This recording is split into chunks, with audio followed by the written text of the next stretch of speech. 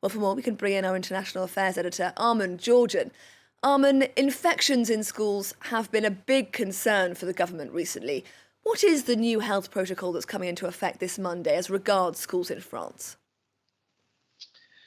Well, there haven't been any wholesale closures of schools since the very first lockdown in 2020, but there's still been a lot of disruption because over the months after that first lockdown in 2020, there were plenty of closures of classes as a result of positive cases. So there's been a lot of disruption for children, for their learning process, for parents.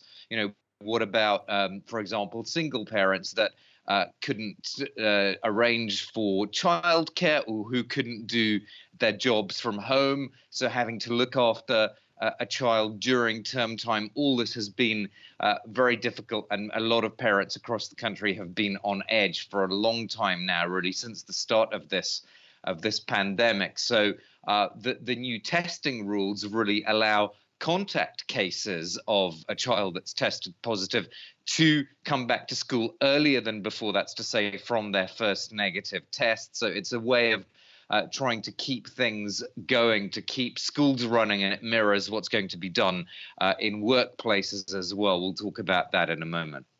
And yes, let's talk about workplace rules changing. What exactly is changing, if anything, today, Armen? On the testing regime, I think you alluded to that in the introduction. There's now going to be contact cases will be able to keep working, and as you said, those who actually test positive, if they're fully vaccinated, don't have to isolate for as long as they used to have to isolate.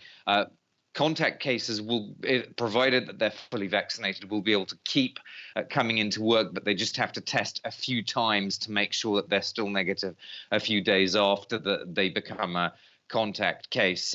So all of this is to avoid what authorities have talked about as a possible falling apart of society as a result of Omicron, because so many contact cases essentially could be taken out of the workforce and out of schools.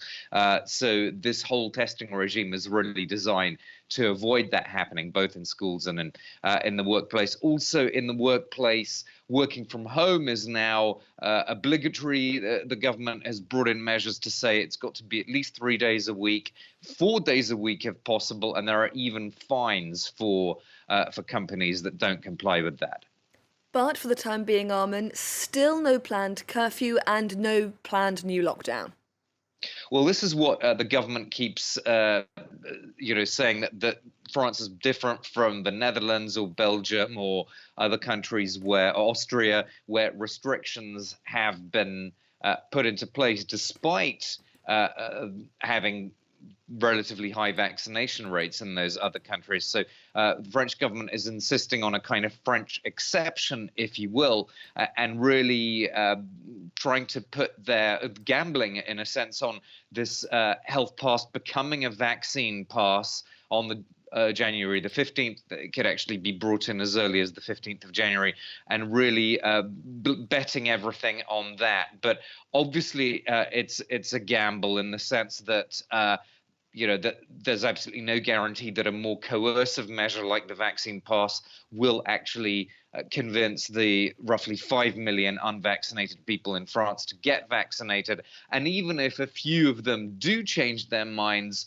still you've got the reality of spread of the virus among vaccinated people in France. So contaminations obviously will continue with the vaccine pass, just as they've continued with the current health pass. So there's no guarantee that there won't be a curfew at some point in the next few months, but the government is really at the moment saying we're hoping that this vaccine pass will avert having to do more strict measures that we've seen in the Netherlands and other countries. But obviously, no one can know whether that will actually happen. Actually, one thing we know from the almost 2 years of this crisis now is that one just never knows what COVID will throw at countries once again, and what the response is going to be in a few months faced with yet another new variant. What we do know, of course, is that even in highly vaccinated populations,